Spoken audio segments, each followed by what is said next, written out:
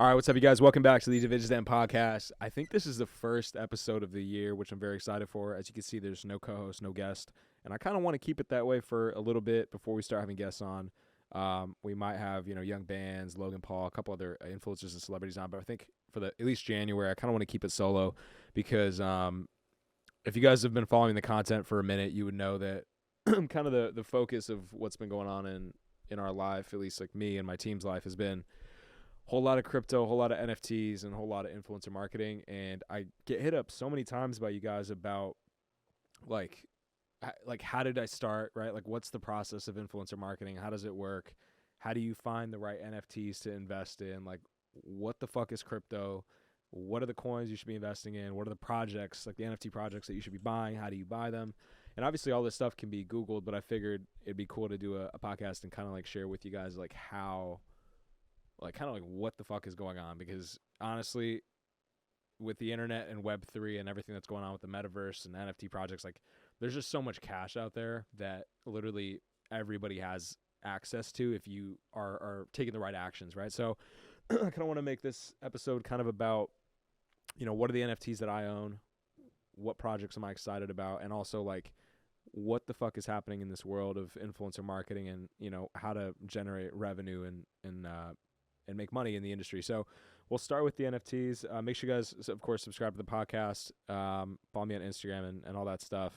And, share it. It's always super helpful. I appreciate it. But anyways, let's get into it. So the first thing I really want to cover is NFTs, because it's obviously very exciting. And this whole space has been like completely just blowing the fuck up, like just going crazy.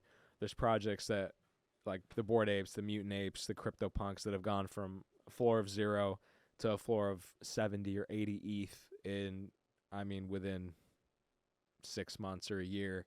And, a lot of you guys have been hitting me up and being like, yo, like, is it too late to invest in a Mutant Ape? Like, should I get a cool cat, or is the floor going to drop? Like, you're worried. And my response to that is, well, first, let me tell you guys which projects I'm in. So right now I own 8 really solid NFTs that I'm excited about, and these are long-term holds that I feel like are going to be 2-3x returns, like quite literally. So the first project that I want to share is Kaiju Kings. This is a project that FaZe Banks, Tav, shout out to Tav, and the whole team kind of showed me, and I'm excited about it because the founders have a really strong community, and they've really built a really strong Discord channel. It is kind of like up and coming. There's only 3,333 Kaiju Kings, but the floor price right now is about 1.09 ETH, which I think ETH is at like $300 or $3,500 right now. So, definitely like entry level, which is a great thing for those of you guys who are kind of just starting out. So definitely check out Kaiju Kings. That's one of my more basic NFTs. I think there's a lot of growth potential there, but I really want to talk about the other ones, because these are the other ones these other ones are the ones that I'm really excited about. So the next one that I think is going to be going crazy is Clone X by Artifact and Takashi Murakami. And the reason I think this project is very interesting is really for 3 reasons. So the first reason is the artwork is incredible. The way that it's been designed. Of course, it's by Takashi, who's one of the most like prolific artists of our generation, really. Secondly, Artifact is a company that was recently acquired by Nike. And third, the cultural relevance of the project is extremely significant. And actually, it's been the number 1 trending project on OpenSea, which is for those of you guys who don't know, it's the secondary market of where you can purchase NFTs. And I think in the last 30 days, it's been, I can tell you guys right now, it's up 77.3%. There's 18,400 items, 7,000 owners. The floor price is at 5.36.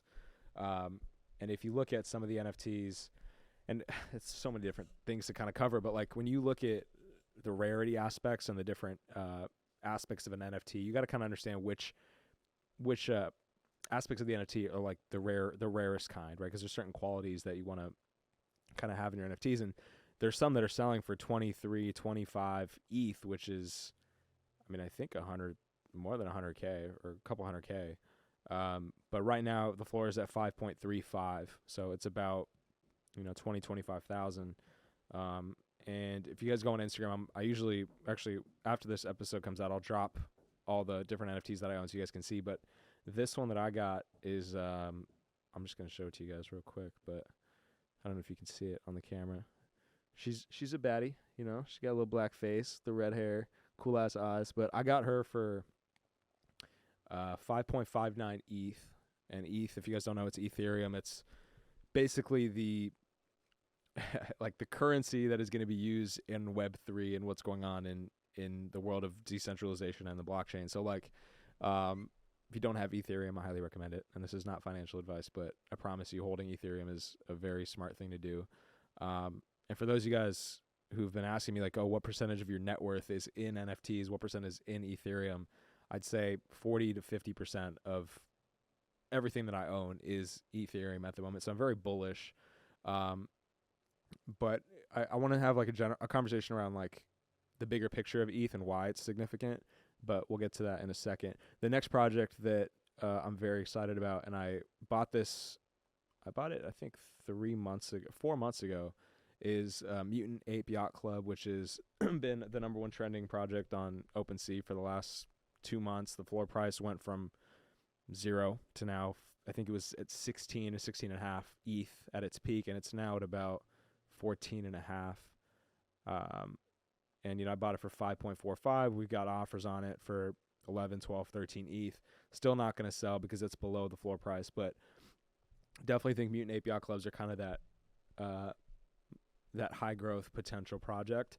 And if you really pay attention to who's been purchasing them, I mean, you look at people like Steve Aoki, Justin Bieber, Eminem, Post Malone, everybody's been flexing their Mutant Apes, and they're getting in now, like in January of 2022. So my projection is Mutant Apes will go to a floor of maybe 30 or 40 ETH, which, if you do the math, I don't know what that is, but it's probably like 200K or 300K. But Mutant Apes have tended to be about 25% of what a Bored Ape is valued at. And right now, Bored Apes are about 70 or 65, I think, floor price. And everyone that I've spoken to in the community has really, people that really have put in millions and millions of dollars who understand NFTs and have been in the space are pretty bullish on Bored Ape hitting a floor of about 80, it's between 80 and 100 ETH. So my projection is it'll at least get to 25, or Mutant Ape will get to 25 in the next kind of 3 months. So definitely think there's still room in the Mutant Ape Yacht Club in terms of a potential gain. A couple other projects that I'm invested in. Deadfellas is a really great one. World of Women was the first female-founded NFT project, purely about women. So definitely a lot of cultural relevance there. Supducks. I used to be bullish on Supducks. I'm holding mine. I actually might sell mine pretty soon because I think it's more of a project around hype, and I don't think there's much cultural relevance. And then Cool Cats is actually, and people have been like hitting me up about this shit, but I actually did get it tatted on my hand or on my arm. I don't know if you guys can see it. I'll show it to you guys. Boom. And the reason I did this, I love cats, if you guys know that about me, like a big cat guy, but like this project has been steady growing for the last year and a half. The founders were actually, I believe, involved closely in the creation of Ethereum. So very bullish on the Cool Cats project. The floor right now is about 11, just under 11 ETH. I had a Cool Cat before. I sold it at 6.8, and then I bought back in at 8 ETH, and I'm holding through and through. So definitely bullish on the Cool Cats project for sure. But, if you guys have been saying like, oh, if you were to invest in one project right now, what would it be? And I would hands down say it's going to be the Mutant Ape Yacht Club. And I do plan to buy maybe 2 or 3 more in the next couple of weeks. But in terms of, why NFTs are becoming such a prominent investment choice, the reason is very simple, and this is going to be kind of the 5th grade understanding or explanation of why NFTs are important. But we have to think about where we're at in terms of the financial markets, and the biggest thing right now, obviously, is the inflation is insane. And when inflation, you see like 5-6% year over year, people who are invested in the stock market, you know, getting an average of 7 to 9% return on their money if they're in ETFs or in just basic, you know, larger stocks like Spotify or United or whatever it is, they're only seeing, like I said, 6 to 10% on their money.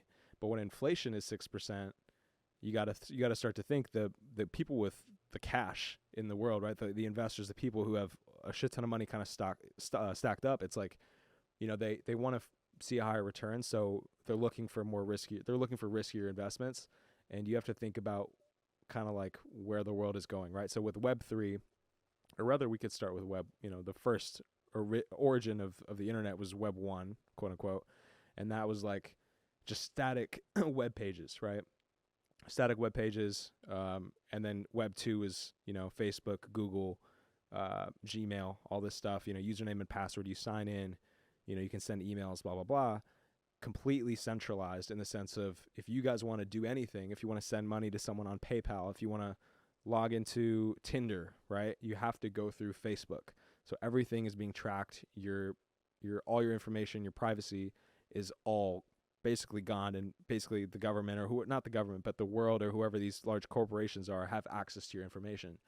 Now, decentralization, which is the center of Web3, and what makes it so beautiful and attractive to the world, is the fact that there is no controlling entities. You know, like we could do transactions between each other without Facebook. You know, it's just you have an OpenSea. You're not an OpenSea. You have an ETH account, or not a Coinbase account. You have a wallet, and it's all done on the blockchain, and it's all transparent. But it can't be, it's not required to go through any sort of large corporation. So that's Web3, and basically, I forgot what I was saying, but yeah, Web3 is just so I was tying it back into investments, but basically, you know, with where the world is going, these large investors are like, okay, if inflation's, you know, 5, 6, 7%, where am I going to put my money? Where I'm going to see returns?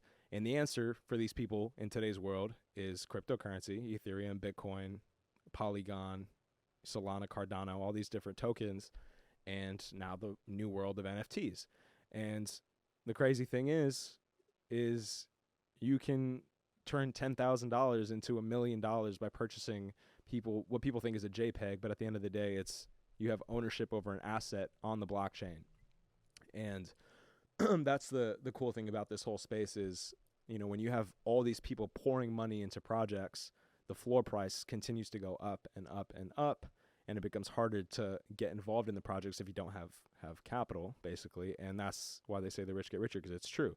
So when millionaires and billionaires are pouring money into NFTs, everyone's doing it with all the demand. Obviously, the prices go up, and the value of the the Bored Apes and the CryptoPunks, it all just continues to go up. So that's basically what's happening right now, if that makes any sense. But the point is, it's not too late to get in. It's actually very early in the space. There's so many people who don't even still to this day understand what a wallet address is, or they don't know what Ethereum is, or they don't know what Bitcoin is. And the beautiful thing is, if you do understand it, and you do understand what's happening with Web3 and the metaverse especially, which we'll do a whole separate podcast. I'm going to have a guest on, probably the founder of Space or Network, which are two larger metaverse companies, or maybe even the Sandbox. They'll come on and I think explain metaverse better than I could. But the point is, if you guys do understand what's happening, there's a lot of opportunity, and it's just very exciting. So that's really what I wanted to say on the NFT front. If you guys have questions, feel free to hit me up, and I'm happy to answer anything in terms of the NFT space. But the other thing is the influencer marketing side of our business at DIVIJ Media. And, you guys have been asking, how did you like get into this space? Like, how do you connect brands with talent? Like, how does this whole fucking space work? So I want to give you guys a quick rundown on kind of like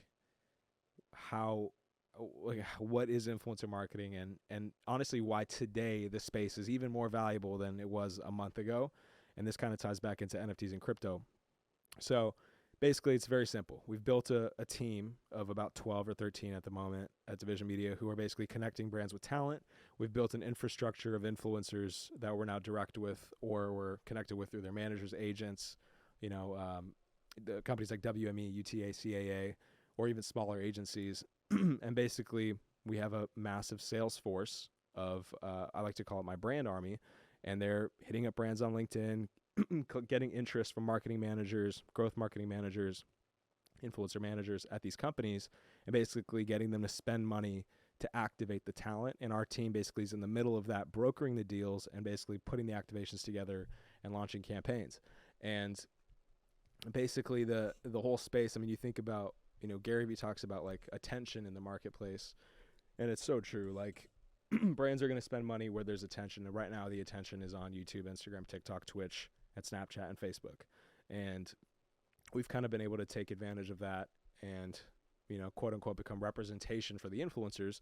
So if the brands want to spend money with someone like Logan Paul or Jake Paul, they have to go through DIVIJ Media and kind of, be able to activate the talent through us. So that's kind of what's going on with the influencer space. But what's even more beautiful is the concept around being able to provide influencer marketing for the cryptocurrency projects, the tokens, the NFT projects. And you got to think, right? Like the people who start these projects, there's a lot of kids, a lot of young, we launched the Busted Brains NFT project, and our developer was a 14-year-old. So there's, kids who are doing this shit who really understand the space. But the point is like the main projects that you're seeing out there are heavily invested in by larger investors. They're heavily backed, heavily funded, and they've got millions and millions of dollars that they need to spend on influencer marketing. So, when these NFT projects, considering, for them, the most important thing is time and speed to market, basically, and being able to grab attention in a short amount of time. You look at projects like Lazy Bunny, Whooshy World, all these projects sell out within, a month's period for, within a month of launch, basically. Most of them will sell out within minutes of launch, but the hype that they build is within a very short time period. And the way that they do that is they're leveraging capital that they have and influencers, right? And the reason they're spending millions of dollars on influencers is purely because, the NFTs that they're building, whether it's on the Ethereum blockchain or Solana blockchain or whatever blockchain it is, the amount of Ethereum that can be generated is fucking insane. Like if you think about it, right? Busted Brains, our NFT project, 7,777 Busted Brain NFTs at 0.06 Ethereum each to be able to mint. If you do the math, that's about 466 ETH generated. And if ETH hits $10,000, that's 4.6 or $4.7 million generated. If ETH goes to 100,000, you've now generated $40 million from 7,777 Busted Brain NFTs. So the reason that brands or NFT projects are spending $5, $10, $15 million on marketing is because they understand that the entire next world of the internet, aka Web3, and the metaverse is going to be based on concepts like Ethereum and the entire decentralization and blockchain, right? And if ETH, consistently kind of tracks Bitcoin, I feel like typically it's 25% of 10% of kind of where Bitcoin is at. And if 10 to 20% of where Bitcoin is at, and if Bitcoin hits the 100K mark, you can kind of expect ETH to be in that $10,000 to $20,000 range. And if you can sell out an NFT project and generate 500 ETH or 1,000 ETH, you're talking hundreds of millions of dollars. And someone who's already done it is Gary Vaynerchuk with VeeFriends. I think he generated $150 million in revenue from VeeFriends, which is, absolutely insane. And that's not even considering the royalties that these NFT projects are collecting from the resale and the secondary market. So what I mean by that is, let's say you sell out a collection on the mint, through the mint, you generate X dollars in Ethereum or Solana or whatever it is. But then every time the NFTs are traded on the secondary market, like OpenSea or Rarible or whatever these platforms are, like you're collecting a royalty. So you're collecting 2 to 10% of every sale. So not only do you generate the Ethereum on the front end, for perpetuity, every time it's traded, you're collecting a royalty.